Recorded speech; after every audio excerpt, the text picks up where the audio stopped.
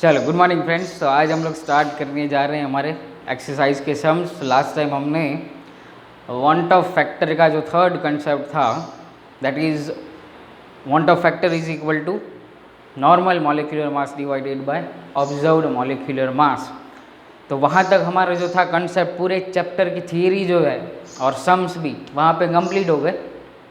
Last time हमने भी extra sums किए थे depending on want Hoff factor. आज हम लोग स्टार्ट करने जा रहे हैं एक्सरसाइज के सम्स।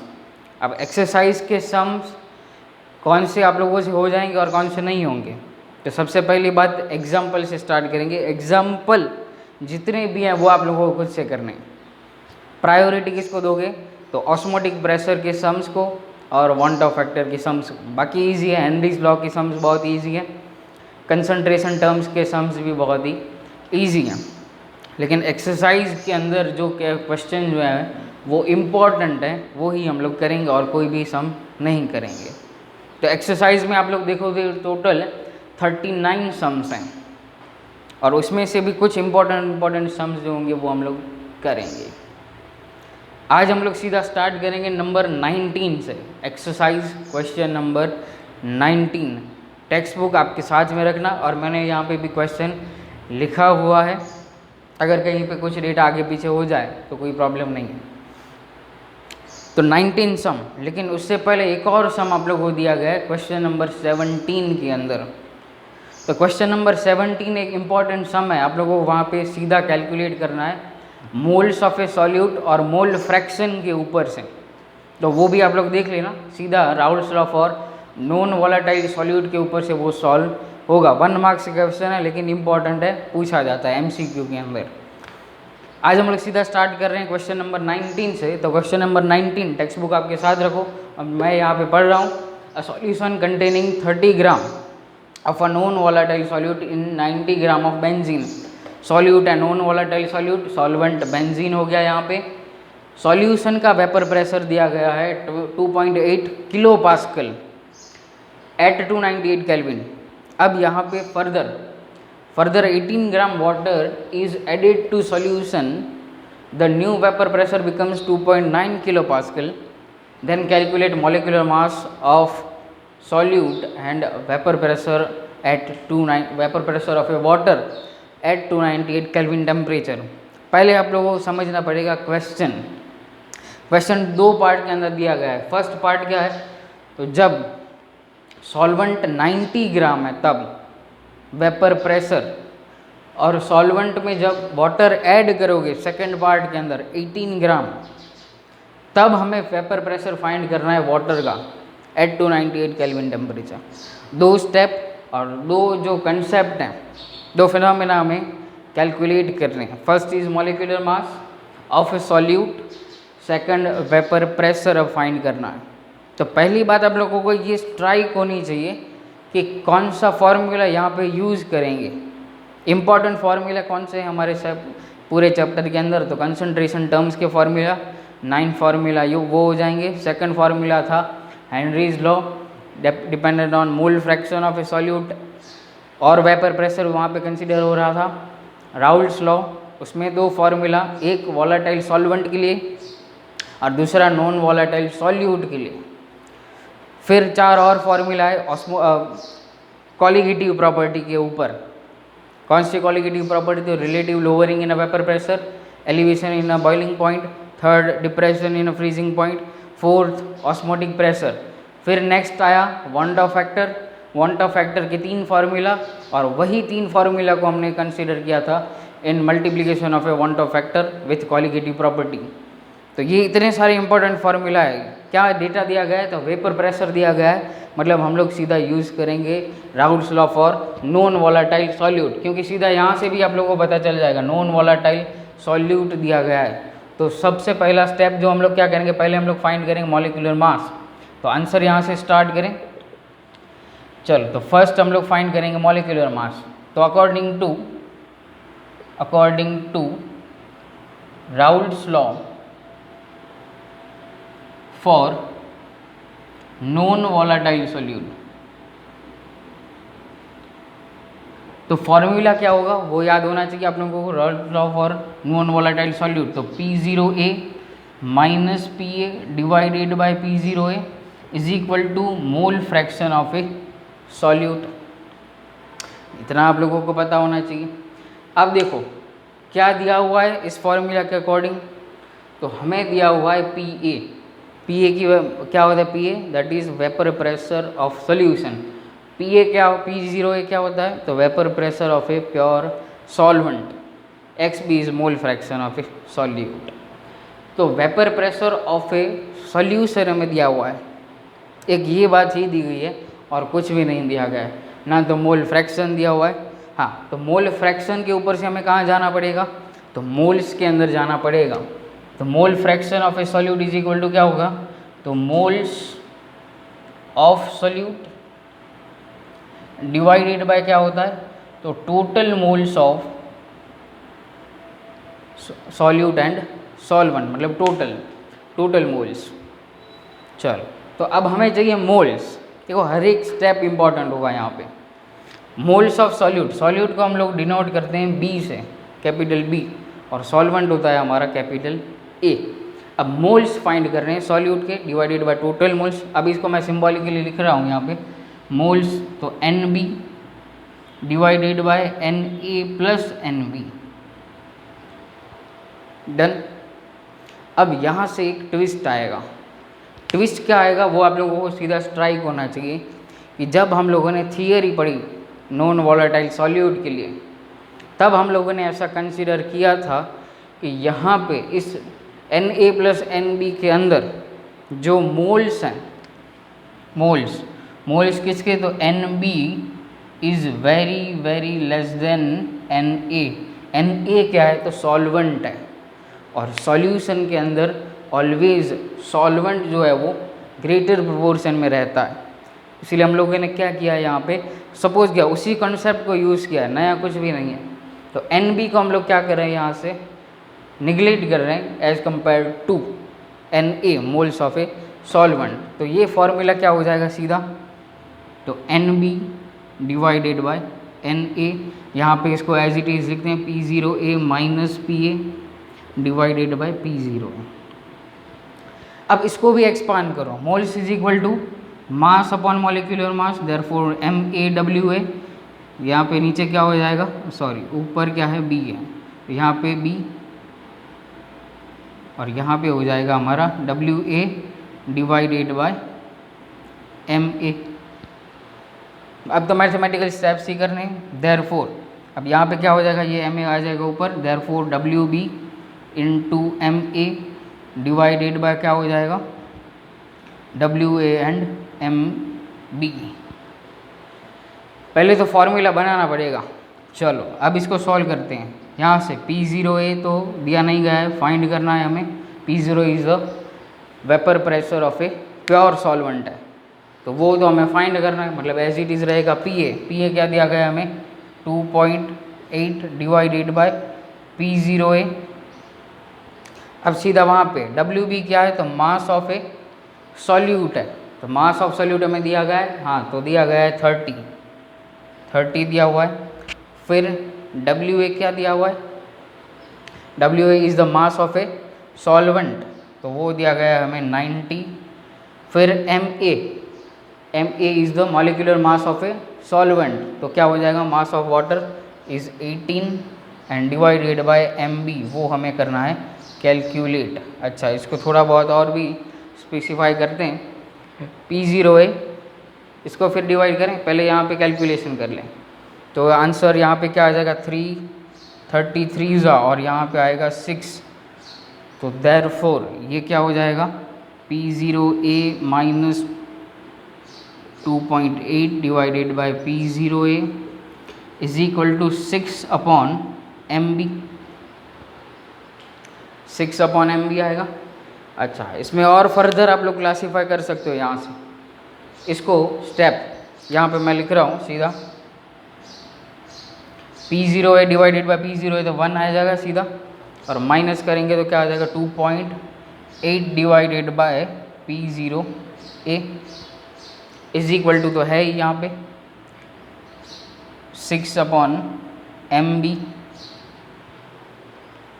अब क्या करो, तो अब इसको लिख के जाओ यहाँ पे, therefore 2.8 divided by P0A is equal to क्या हो जाएगा, तो 6 minus 1 divided by MB is equal to क्या हो जाएगा हमारे पास 5/MB, और इसे नाम दो इक्वेशन नंबर 1। फर्स्ट स्टेप, क्योंकि हमारे पास दोनों वैल्यू नहीं है, दोनों फाइंड करने, P0 एंड MB दोनों फाइंड करने, और यहाँ पे हमें क्वेश्चन के अंदर दो कंडीशंस दी गई हैं। देन यहाँ तक कंप्लीट हुआ, इसे फर्स्ट इक्वेशन हमारे यहाँ से मिलेगा 2.8 divided by P0A is equal to 5/MB। चलो फिर हम लोग आगे बढ़े, 5/MB मिलेगा। तो सेकंड स्टेप के ऊपर हम लोग जाएं। अब सेकंड स्टेप के अंदर क्या दिया हुआ है हमें, तो फर्दर ऐड करना है 18 ग्राम वाटर।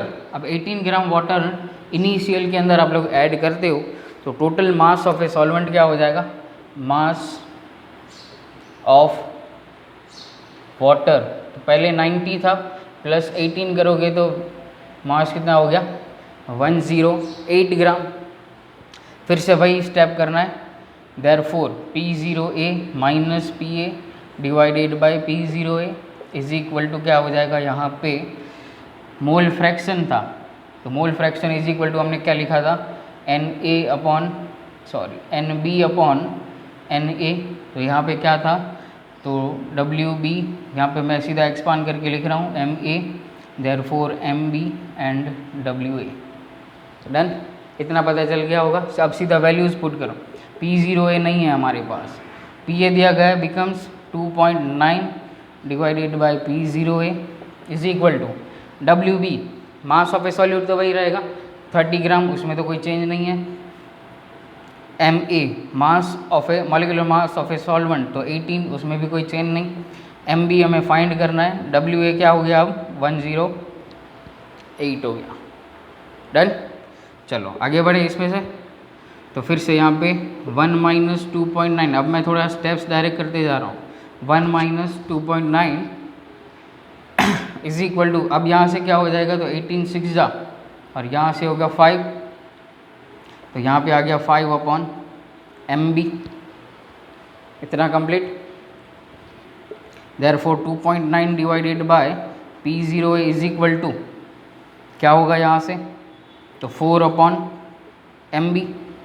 यहाँ पे लास्ट स्टेप आप लोगों को यहाँ से मिलना चाहिए, इसे नाम दे दो इक्वेशन नंबर 2। अब क्या करो आप लोग, अब सिंपल मैथमेटिक्स स्टेप से ही करने हैं आप लोगों को। इक्वेशन नंबर, दोनों को डिवाइड करो, डिवाइडिंग, अब ये स्टेप आप लोगों को करना पड़ेगा और सीधा आंसर मिल जाएगा, डिवाइडिंग 1 एंड 2। तो ये करोगे आप लोग तो आप लोगों को सीधा आंसर मिल जाएगा। यहाँ से आंसर किसका मिलेगा आप लोगों को, तो यहाँ से आप लोगों को आंसर मिलेगा MB का, और MB मिलेगा नियरली 32 ग्राम, नियरली 32 ग्राम, कुछ 31 पॉइंट समथिंग मिलेगा, तो नियरली 32 ग्राम आप लोगों को ये वैल्यू मिलेगी। फिर क्या करना पड़ेगा, तो कोई भी इक्वेशन के अंदर MB की वैल्यू पुट करो। नेक्स्ट स्टेप मैं यहाँ पे शॉर्ट में ही लिख रहा हूँ, putting this value in equation 1 और 2, जिसमें भी रख दो, फिर आप लोगों का क्या मिल जाएगा आंसर, P0A मिलेगा। और P0A की जो वैल्यू होगी वो आप लोगों को नियरली मिलेगी 3 एटमॉस्फियर। P0A की वैल्यू जो मिलेगी वो नियरली 3 एटमॉस्फियर मिलेगी।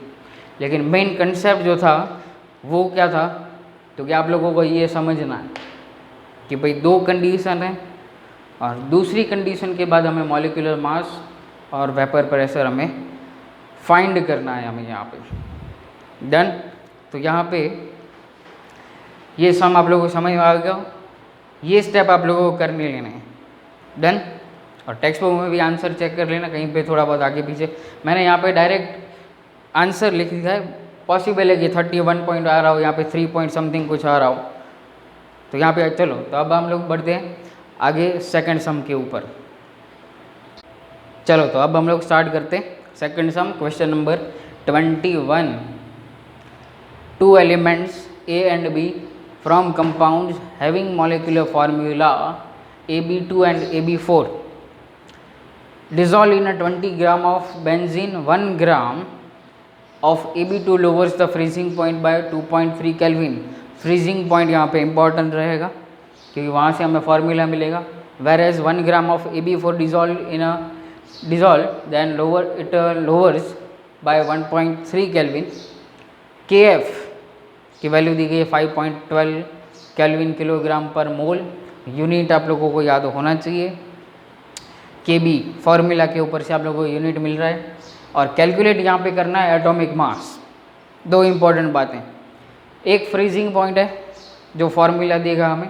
दूसरी बात यहाँ से मैं आप लोगों को बता दूँ एक और कि ये समझ लेना कि अगर एग्ज़ाम के अंदर ऐसा नहीं लिखा हुआ है molar depression constant for benzene, सीधा ऐसे लिख दिया कि KF is equal to 5.12 kelvin kilogram per mole, तो आप लोगों को वहाँ पे समझ लेना है कि भाई जो भी वैल्यू होती है KB की वैल्यू या KF की वैल्यू वो ऑलवेज सॉल्वेंट के लिए होती है, सॉल्यूट के लिए नहीं होती है. तो ये याद रखना है. अब हमें फाइंड करना है atomic mass of A and B. Molecular mass find नहीं करना है, फाइंड करना है हमें एटॉमिक मास. तो दोनों कंपाउंड दिए गए हैं AB2 एंड AB4. तो क्लास 9 के अंदर हम लोगों ने ये और 11 में भी हम लोग वैलेंसी को पढ़ के आए. तो अगर इसको AB2 अगर वैलेंसी के अकॉर्डिंग हम लोग लिखें तो वो ऐसे फॉर्म होता होगा. लेकिन यहाँ पे एक ये फॉर्मूला आप लोगों को याद रखना है. AB2 को हम लोग मेंशन करेंगे A+2B से, और उसका रीज़न मैं आप लोगों को बताऊंगा आगे जब हम लोग सम पूरा कैलकुलेट करेंगे तब. और AB4 जो होगा वो क्या हो जाएगा, AB4 is equal to A+4B. ये हम लोग जो दोनों फॉर्मूले लिख रहे हैं A+2B और A+4B वो अकॉर्डिंग टू मॉलिक्यूलर मास लिख रहे हैं, वो याद रखना. क्योंकि अगर टोटल AB2 का मॉलिक्यूलर मास मिलेगा तो यहाँ से हम लोग क्या फाइंड कर पाएंगे, इंडिविजुअल एटॉमिक मास. तो पहले हम लोग क्या करेंगे, तो मॉलिक्यूलर मास फाइंड करेंगे. किसका मॉलिक्यूलर मास, तो पहले AB2 का मॉलिक्यूलर मास, फिर AB4 का मॉलिक्यूलर मास, और फिर हम लोग आगे जाएंगे एटॉमिक मास फाइंड करने में. तो इसलिए ये इंपॉर्टेंट क्वेश्चन हो जाता है, और इसीलिए मार्च 2020 के अंदर ये 3 मार्क्स के अंदर पूछा गया क्वेश्चन. एज इट इज़ पूछा गया था, कोई भी डेटा चेंज नहीं. चलो तो हम लोग स्टार्ट करते हैं. पहले हम लोग फाइंड करेंगे molecular mass.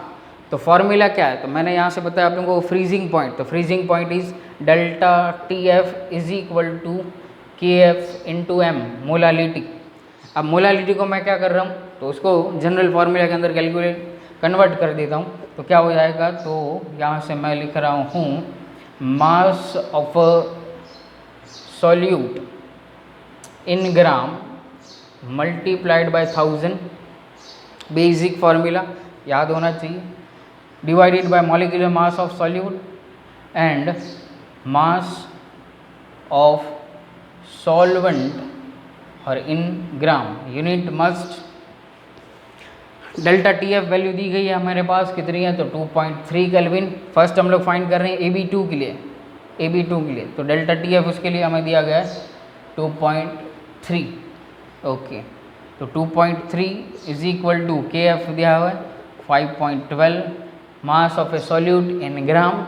Mass of A solute क्या है हमारे पास, ये रहा, सॉरी AB2, ये रहा बेंजीन है ना, 1 ग्राम ऑफ AB2. तो 1 gram mass of A solute and multiplied by 1000 as it is, divided by molecular mass. Suppose करो कि X, वो हमें फाइंड करना है, और मास ऑफ ए सॉल्वेंट इन अ ग्राम, तो ये रहा मास ऑफ ए सॉल्वेंट, तो हमें दिया हुआ है 20. चलो तो X फाइंड करें, तो X क्या मिलेगा यहाँ से, X is equal to 5.12 multiplied by 1000 divided by 2.3 into 20. और इसको सॉल्व करोगे आप लोग तो आप लोगों को आंसर मिलेगा नियरली 110.87 जितना, 110.87 ग्राम. ऐसे ही आप लोगों को क्या करना है, तो AB4 के लिए करो. AB4 का मॉलिक्यूलर मास, चलो करो AB4 का मॉलिक्यूलर मास. खुद से करो तो हो जाएगा. सीधा मैं यहाँ पे आप लोगों को आंसर दे देता हूँ. AB4 जो है, AB4 का मॉलिक्यूलर मास जो है वो नियरली मिलेगा 196.15 जितना, 196.5 ग्राम. और यहाँ पे मैं फिर से AB2 लिख दे रहा हूँ, वो मिल रहा है हमें 1110.87 ग्राम. ये हमें मिल गया मॉलिक्यूलर मास। अब क्या करो, तो ये रहा हमारा equation AB2 is equal to A+2B। Molecular mass कितना हो गया AB2 का, तो 110.87 इज इक्वल टू A+2B। अब इसे नाम दो इक्वेशन नंबर 1। चलो इसी तरह सेकंड इक्वेशन हमें क्या मिला, तो 196.15 इज इक्वल टू A+4B। बस अब तो क्या करना है, 10th स्टैंडर्ड में पॉलिनोमियल आप लोग पढ़ चुके हो, इसको करो इक्वेशन सब्सट्रैक्ट करो। तो सब्सट्रैक्टिंग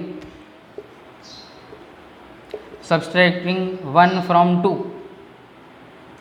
फ्रॉम 2 करोगे तो A हो जाएगा कैंसिल, यहाँ से क्या मिलेगा 2B is equal to 196 minus 110 तो नियरली 86 तो 2B इज इक्वल टू क्या 86, therefore B is equal to कितना मिलेगा 43 ग्राम नियरली। फिर आप लोगों को पॉइंट में जो भी आंसर आ रहा हो, लेकिन अप्रोक्सीमेट आंसर मिलेगा 43 ग्राम।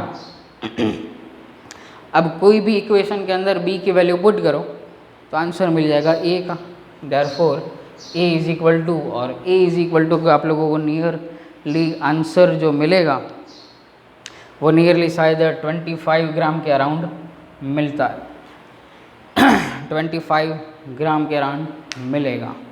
देन बहुत इजी सम था, लेकिन बोर्ड में 3 मार्क्स में पूछा गया तो वो इम्पोर्टेंट हो जाएगा। चलो अब आगे बढ़ते हैं।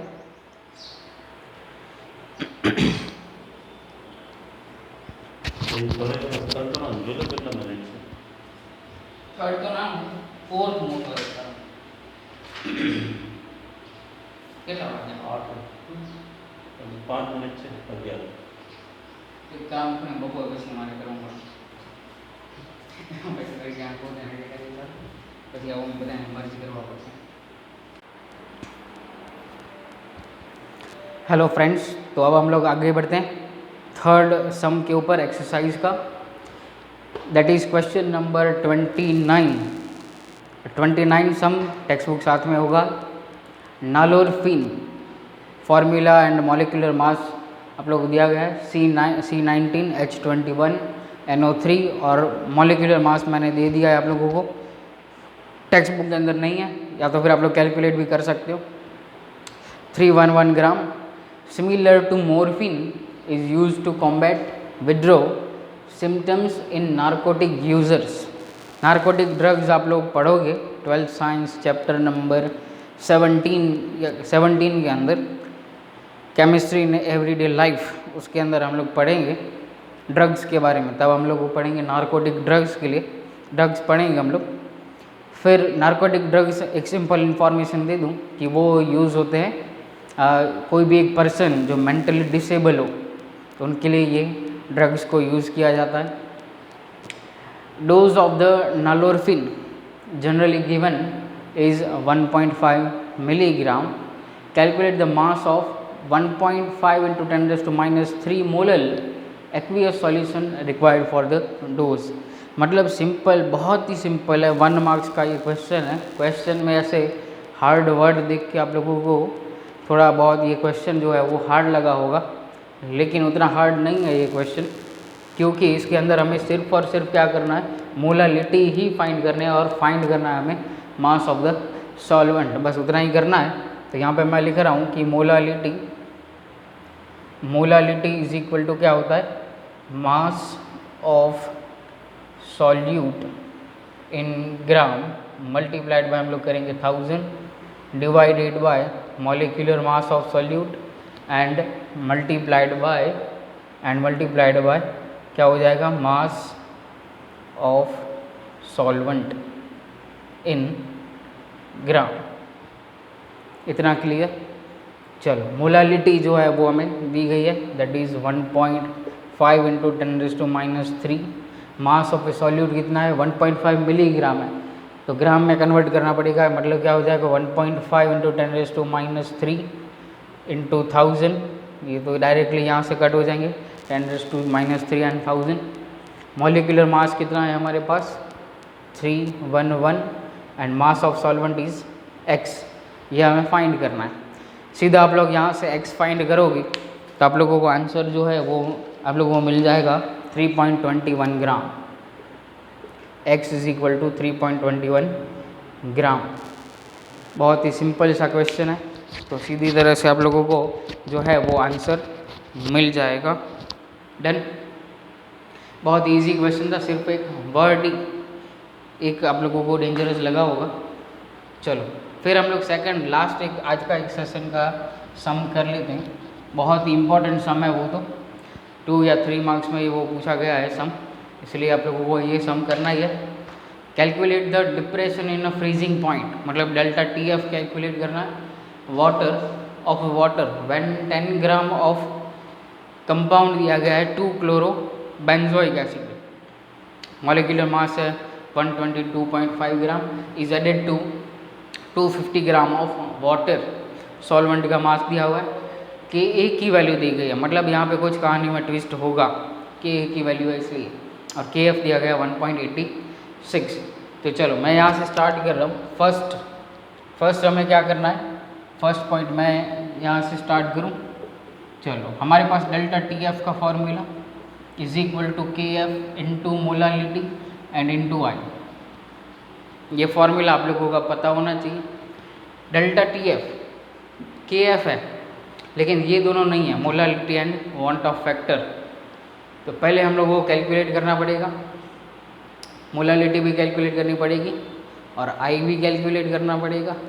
तो मोलालिटी का मतलब क्या होगा, मोलालिटी हम लोग फाइंड कर सकेंगे नॉर्मल फार्मूला के ऊपर से, क्योंकि मास ऑफ ए सॉल्यूट भी है हमारे पास 10 ग्राम, मास ऑफ ए सॉल्वेंट भी है, तो इजीली हम लोग कैलकुलेट कर पाएंगे मोलालिटी। तो चलो मोलालिटी को सबसे पहले हम लोग कैलकुलेट करते हैं। Molality is equal to mass of solute in gram multiplied by 1000 divided by क्या हो जाएगा, molecular mass of solute and multiplied by mass of solvent in gram. Value put करो, mass of solute is 10 gram multiplied by 1000, molecular mass आप लोग को दिया गया है 122.5, mass of a solvent is 250 gram. Calculate करोगे इसको तो आंसर मिलेगा 0.3265 ग्राम। आंसर क्या मिलेगा आप लोगों को, ग्राम नहीं होगा यहाँ पे, हम लोग मोलालिटी फाइंड कर रहे हैं, मतलब मोलर यूनिट को यूज़ करेंगे। अब हमें क्या फाइंड करना होगा, चलो मोलालिटी मिल गई 0.3265, इसको मेंशन करते रहना। अब हमारे पास क्या है, तो अल्फ़ा भी नहीं है, क्योंकि जब अल्फ़ा मिलेगा तो ही हम लोग क्या फाइंड करेंगे, आई को फाइंड कर पाएंगे। डन। तो चलो इक्वेशन के ऊपर जाएंगे। अब इसको मैं मिटा देता हूँ। अब इक्वेशन के ऊपर से कैसे जाएंगे, तो मैं यहाँ पे लिख रहा हूँ CH3 CH2 CH2 और एक ही दो बारी यहाँ पे Cl एंड COOH, इनिशियली ये होगा।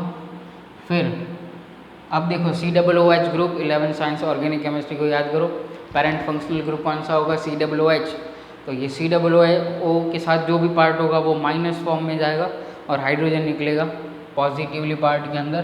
तो यहाँ पे CH3 CH2 CH Cl COO minus, और यहाँ से मिला हमें H+।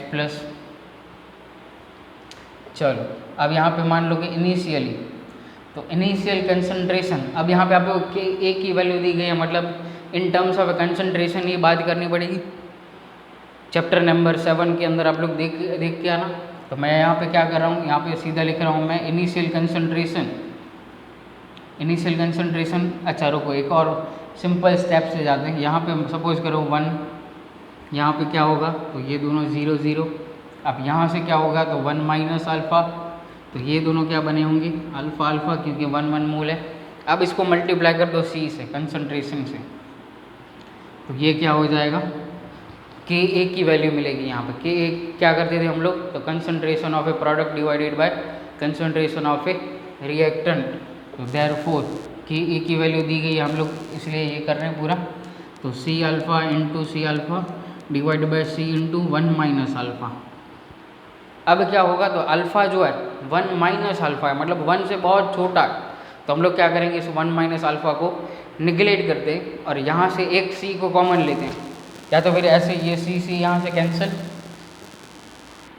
तो क्या मिला हमें सी अल्फ़ा स्क्वायर। इसको तो हम लोग क्या किया है, नियर बाय 1 रख दिया है, तो के ए इज इक्वल टू क्या मिला, सी alpha square. K A is equal to C alpha square. Therefore अब अल्फ़ा क्या हो जाएगा, तो अंडर रूट के ए डिवाइडेड बाय सी होगा। इतना पता चला आप लोगों को, अंडर रूट के ए डिवाइडेड बाय सी। सी क्या है, कंसंट्रेशन। कंसंट्रेशन हमने फाइंड की है, के ए की वैल्यू हमारे पास है 1.4 इंटू 10⁻³ और मोलालिटी मिली 0.3265। ये जो फाइनल आंसर जो होगा वो आप लोगों को मिलेगा 0.065 जितना। तो ये हो गया आप लोगों का अल्फ़ा। अब हमें क्या फाइंड करना है, वांट ऑफ फैक्टर। कितना कंप्लीट, इंपॉर्टेंट सम है, 3 मार्क्स में बहुत बार ये पूछा गया है। अब आई फॉर आई कैलकुलेट करना है तो वही करेंगे, ये 1 मोल, ये दोनों इनिशियली 0 0, यहाँ से 1 माइनस अल्फ़ा, ये दोनों अल्फ़ा अल्फ़ा। तो आई वांट ऑफ फैक्टर क्या होता है, वांट ऑफ फैक्टर तो number of moles after dissociation association divided by before association dissociation. तो यहाँ पे क्या हो गया, 1 minus alpha plus alpha plus alpha is equal to हमें क्या मिला, 1 plus alpha. Therefore I is equal to 1 plus 0.065, then 1.065 मिला अल्फ़ा। देन एक और स्टेप बाकी है हमारा, क्या बाकी है, तो delta T F is equal to K F into molality into I. K F क्या है हमारा 1.86, मोलालिटी 0.3265 एंड आई क्या मिला 1.065। तो फाइनल आंसर जो है वो हमारा मिलता है यहाँ पे 0.647 डिग्री सेल्सियस जितना मिलेगा। तो ये होगा हमारा फाइनल आंसर। तो आज का सेशन हम लोग यहीं पे ख़त्म करेंगे और नेक्स्ट कल कुछ यहाँ से जो सम्स बाकी हैं इम्पोर्टेंट वो कंप्लीट करके फिर हम लोग नेक्स्ट चैप्टर के ऊपर जाएंगे। तो बी प्रिपेयर्ड, क्योंकि आप लोगों को पता है कि अभी स्कूल जो है वो नियरली जून जुलाई चला जाएगा, तो आप लोगों को पढ़ाई करती रहनी है। Thank you and all the best.